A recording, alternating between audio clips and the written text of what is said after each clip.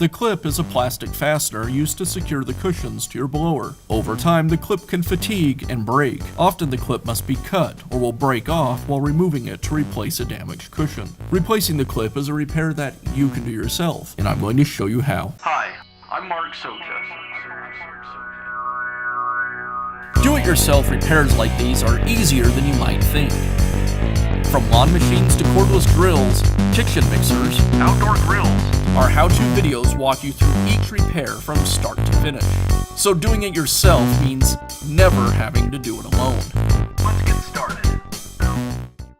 I'll begin by removing the old clip from the cushion. The clip is secured with a couple of plastic tabs. So to remove it, sometimes you can pry it away with either some screwdrivers or a pair of needle nose pliers. Often it'll just break when you do this. In other cases, it won't pry free and you'll need some diagonals to just simply cut it.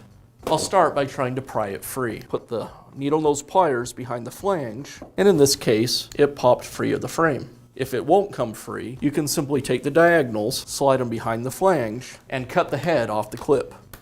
The remaining piece of the clip may fall into the frame, or sometimes, like this case, you can then grab it with the needle nose pliers and pull it free.